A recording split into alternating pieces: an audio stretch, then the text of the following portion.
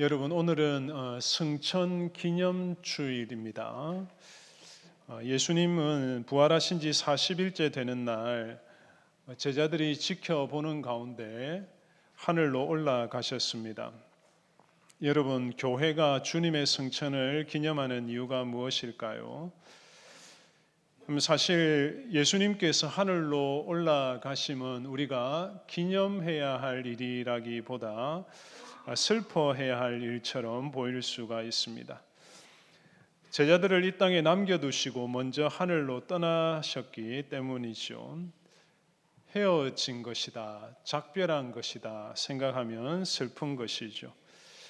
네, 여러분, 오늘 누가복음 본문 51, 52절을 보시면 주님의 승천을 목격한 제자들은 어떻게 반응했는가? 크게 기뻐하면서 예루살렘으로 돌아와서 하나님을 찬송했습니다. 주님의 승천이 아쉬운 작별이 아니라 큰 기쁨의 이유가 되었다는 것이죠. 여러분, 왜 주님의 승천이 기쁨과 찬송의 이유가 되었을까요? 주님의 승천이 유익하기 때문입니다. 유익하기 때문에 기쁜 것이죠. 주님의 십자가와 부활이 우리에게 큰 유익을 끼치듯이 주님의 승천도 단순한 작별이 아니라 우리에게 복과 유익을 준다는 것입니다.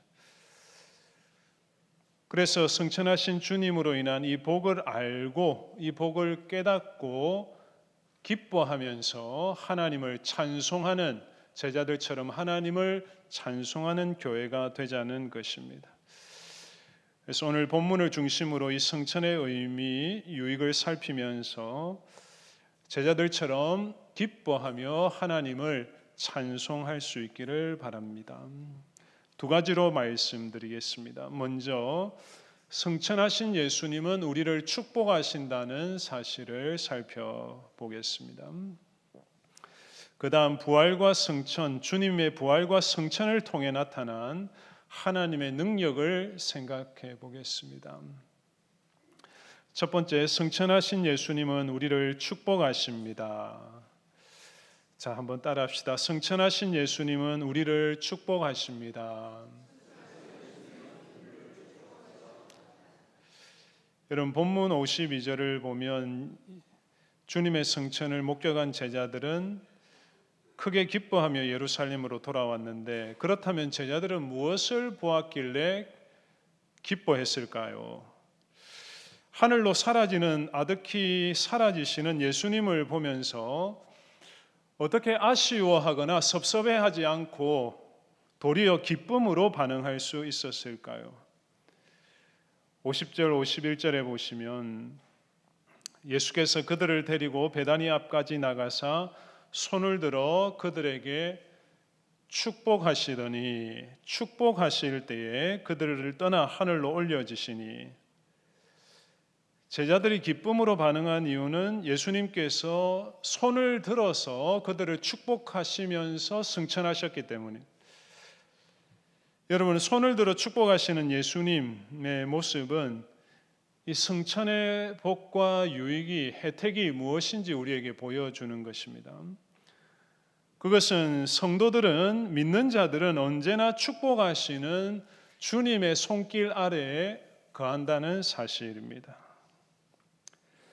여러분, 예수님께서 손을 승천하시면서 하늘로 올라가시면서 손을 드신 것은 작별 인사를 한 것이 아닙니다.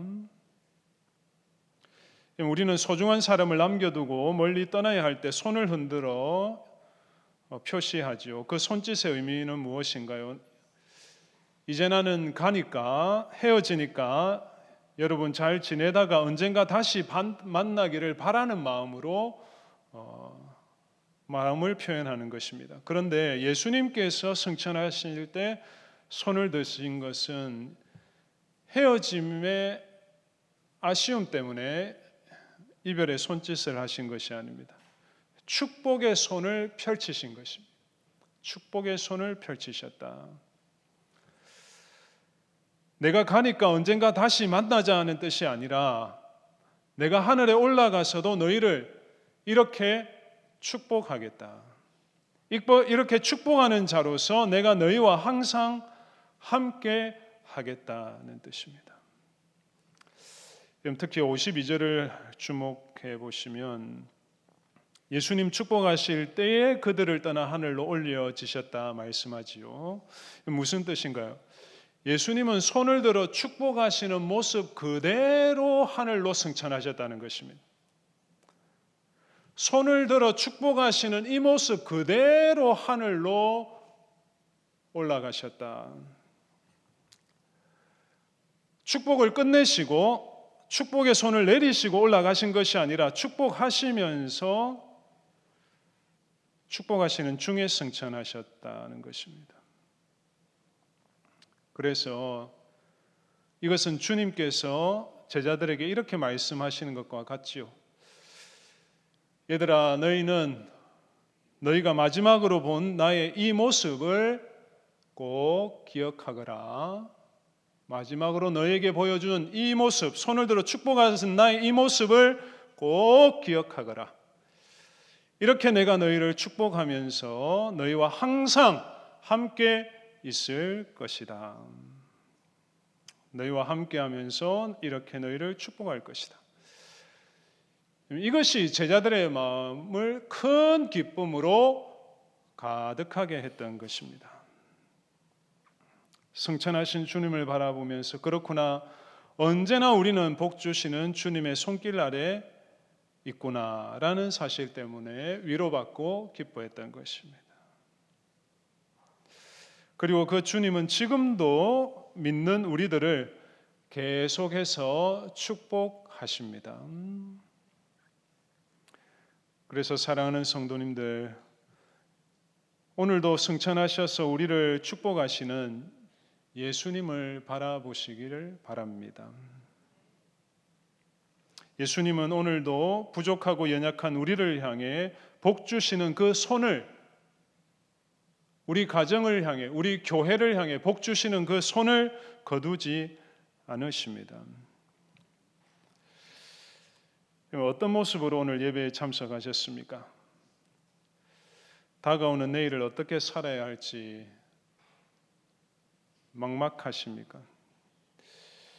눈앞에 닥친 이 난관을 어떻게 헤쳐나가고 돌파해야 될지 불안과 걱정을 안고 이 자리에 오셨습니까? 내 믿음이 너무나 작고 초라하고 보잘것없다고 생각하십니까? 이 살아남고 밀려나지 않기 위해서, 버티기 위해서 치열하게 싸우다가 지치셨습니까? 승천하신 예수님을 바라보십시오. 우리를 축복하고 계십니다. 예수님은 자신이 원하시면 그 원하시는 것을 우리에게 주실 수가 있습니다. 예수님 축복하시면 그 복은 절대 헛되지 않고 반드시 이루어질 것입니다. 그런데 여러분, 문제는 무엇인가요? 세상을 살다 보면 우리가 정반대의 경험을 할 때가 있다는 것이죠. 예수님께서 과연 나를, 우리 가정을, 우리 자녀들을, 우리 교회를 축복하시는 것이 맞는가? 뜻대로 일이 되지 않습니다. 환난을 겪고 슬픈 일에 눈물을 흘려야 할 때도 있죠. 그럴 때 예수님이 나를 과연 축복하신가 의심할 수도 있습니다. 그러나 그럴지라도 여러분, 오늘 승천하신 예수님을 바라보면서 복 주시는 주님을 의심하지 마시기를 바랍니다. 우리는 주님의 손 아래에 있기 때문에 어떤 어려움도 견디고 극복할 수가 있습니다. 때로는 쓰러지고 넘어져도 축복하시는 주님의 손 아래에서 그 주님의 손이 우리를 붙드시기에 다시 일어서게 될 것입니다. 우리가 실패하고 좌절해도 주님께서 손을 들어 축복하시기에 일어나서 다시 우리의 믿음도 생기를 얻고 재기할 수 있을 것입니다.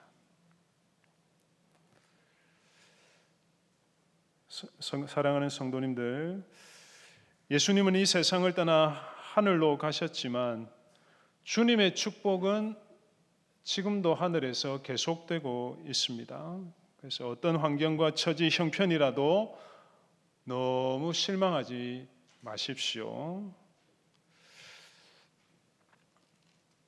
여러분, 예수님께서 승천하실 때 축복하신 이 모습을 좀 다른 각도에서 적용해 보겠습니다. 그것은 주님께서 우리의 구원을 위해서 승천하신 후에도 계속 일하신다는 사실입니다. 우리의 구원을 위해서 계속 일하신다는 사실입니다.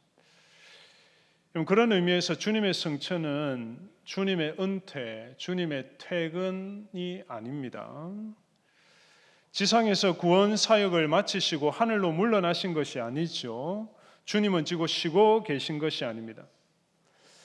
이 땅에 계실 때뿐 아니라 승천하신 후에도 변함없이 우리의 구원을 위해서 일하고 계십니다. 어떤 일을 하십니까? 세상에 계실 때는 우리를 구원하기 위해 십자가에 피 흘려 죽으시고 죄와 죽음의 권세를 이기시고 부활하셨죠. 이제 승천하신 주님이 하시는 일은 그 구원을 우리에게 허락하시고 누리게 하십니다. 우리에게 허락하신 이 복된 구원을 끝까지 보호하시기 위해서 우리를 위해 일하시는 것입니다. 십자가와 부활로 이루신 이 위대한 구원, 값진 구원을 우리가 잃어버리지 않도록 지켜주시는 것이죠.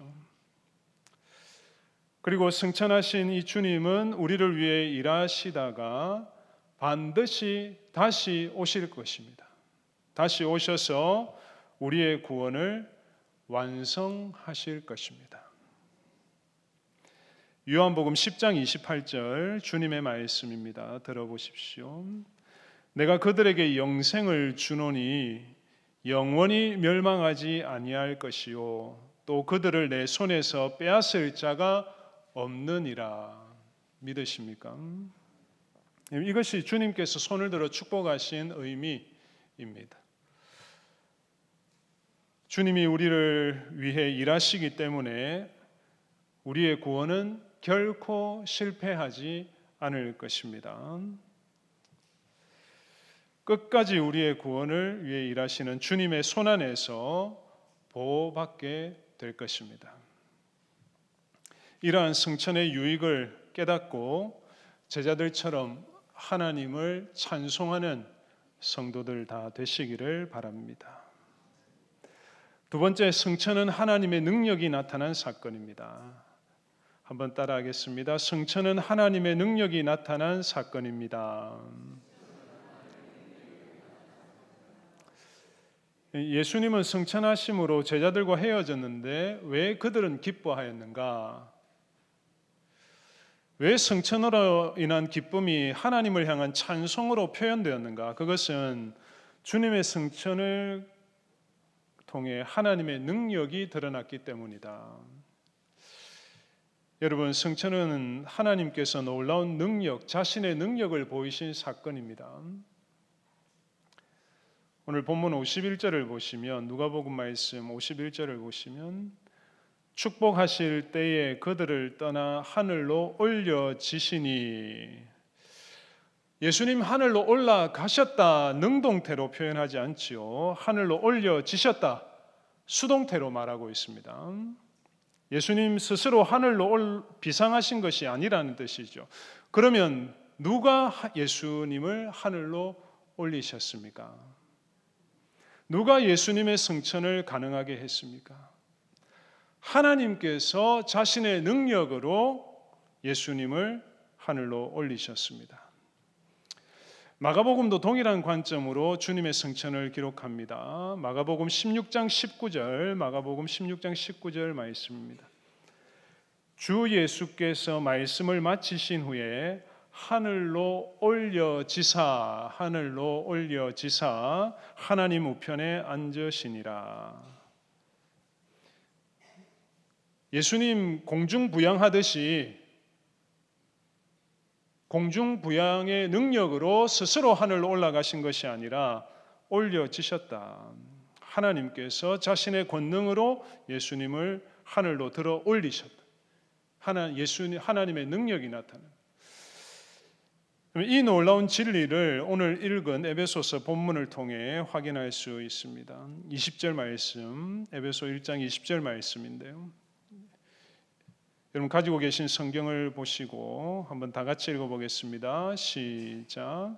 그의 능력이 그리스도 안에서 역사하사 죽은 자들 가운데서 다시 살리시고 하늘에서 자기의 오른편에 앉히사.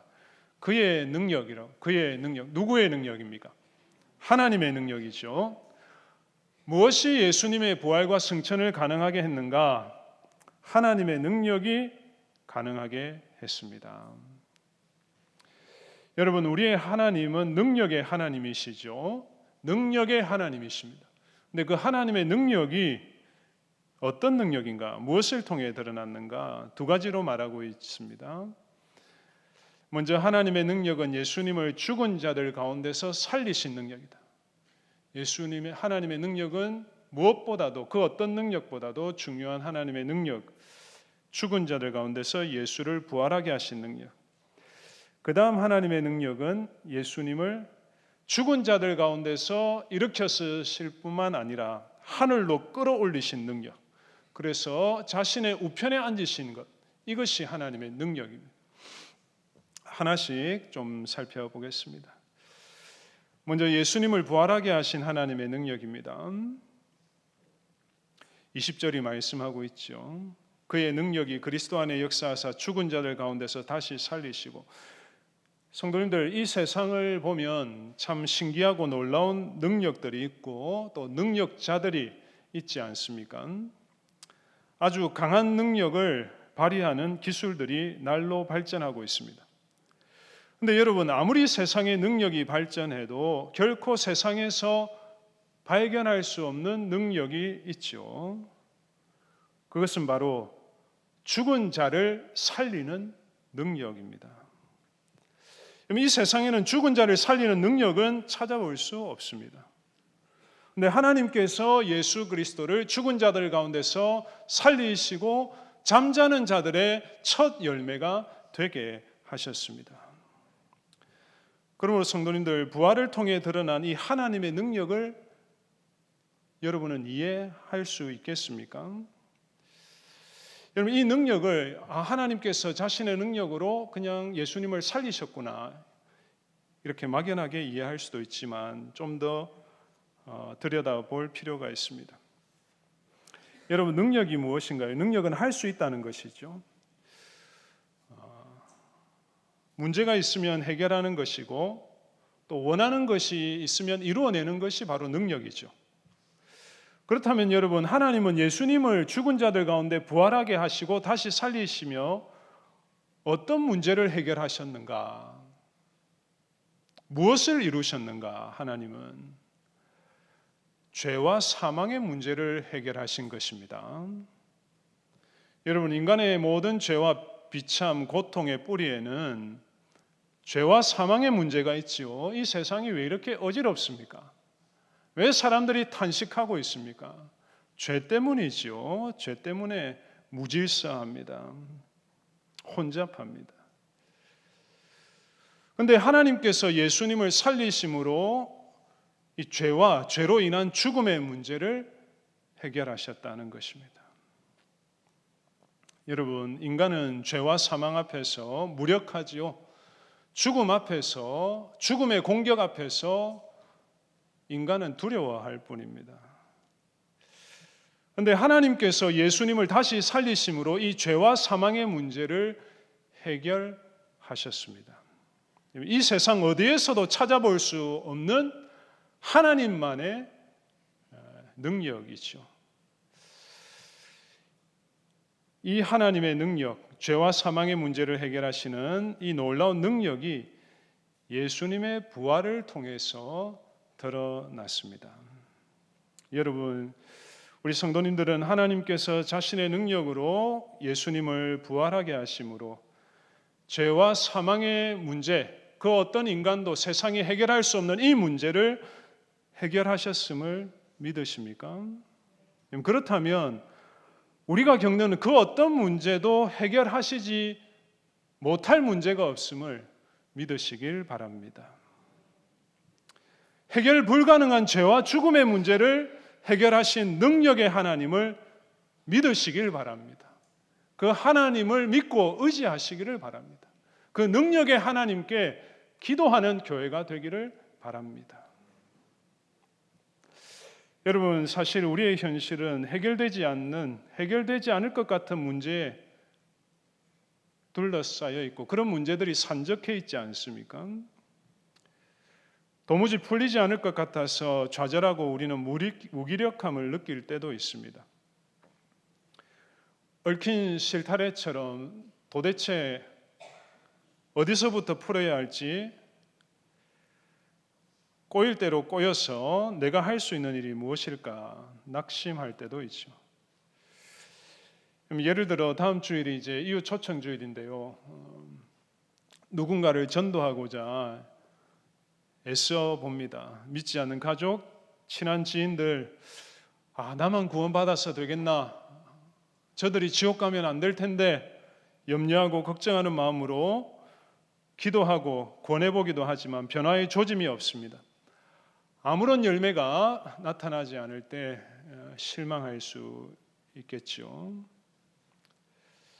또 질병과 죽음이 우리의 건강과 생명을 위협하고 공격할 때 두려움이 찾아오지 않습니까? 그럴 때 여러분, 우리 안에서 이 능력의 하나님을 믿는 믿음이 작동해야 하겠습니다.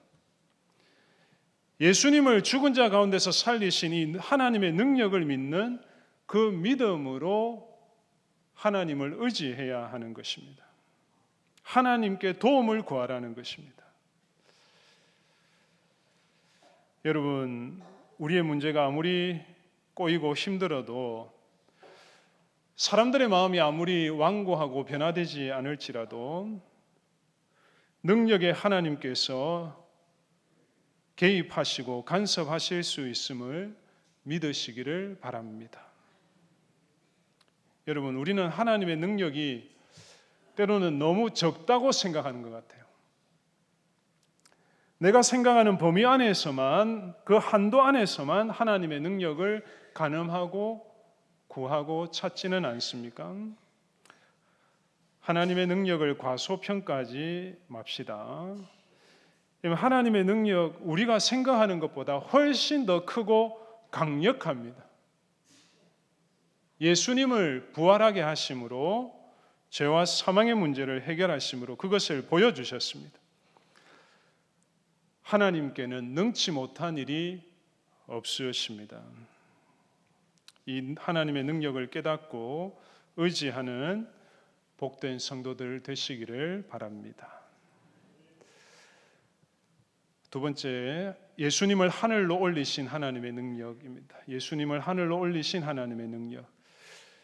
앞에서 부활하게 하신 하나님의 능력, 그 의미가 무엇인지 살폈고 이제 예수님을 하늘로 올리신 능력에 주목해 보겠습니다. 자, 여러분 가지고 계신 성경 에베소서 1장 20절에서 22절 성경을 보고 한번 다 같이 20절에서 22절 말씀 읽어보겠습니다. 그의 능력이 시작.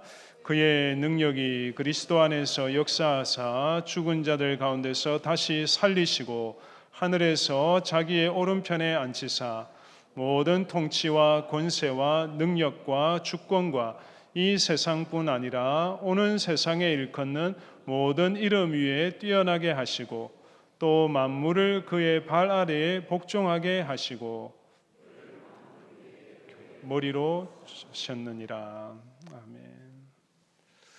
하나님의 능력이 예수님을 다시 살리실 뿐 아니라 하늘로 높이 들어 올리셔서 어디에 앉히셨다고요?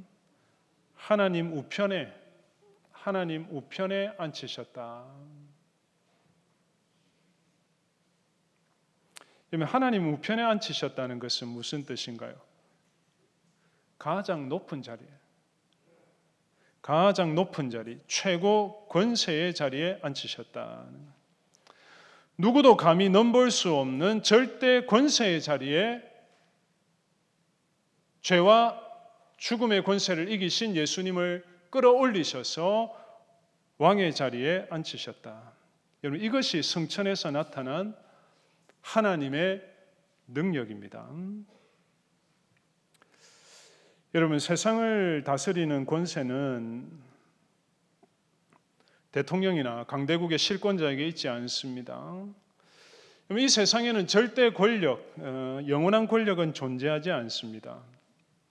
세상의 그 어떤 권세, 권력보다 더 높은 권세의 권력은 우리 주 예수 그리스도께서 가지고 계십니다. 이것을 가리켜 22절은 이렇게 묘사하지요. 만물을 그의 발 아래에 복종하게 하시고, 만물을 그의 발 아래에 복종하게 하시고 그를 만물 위의 교회의 머리로 삼으셨느니라. 여러분, 만물이 누구의 발 아래에 있습니까? 예수님의 발 아래에 있습니다. 예수님의 발 아래에 있습니다. 마치 왕 아래에 신하들과 백성들이 머리를 조아리고 있듯이 온 세상 나라와 만물이 그리스도의 발 아래에서, 주님의 발 아래에서 통치를 받고 있다는 것이죠. 그리고 가장 높은 권세를 가지신, 만물을 발 아래에 두신 그분께서 또한 교회의 머리가 되십니다. 여러분, 우리는 이 사실로 인해서 기뻐하고 위로를 받을 수 있겠지요. 왜냐하면 최고의 권세를 가지고 만물을 통치하시는 주님이 교회의 머리가 되시기 때문에, 그 주님이 교회를 인도하시고 그 권세로 우리를 보호하시고 다스리기 때문입니다.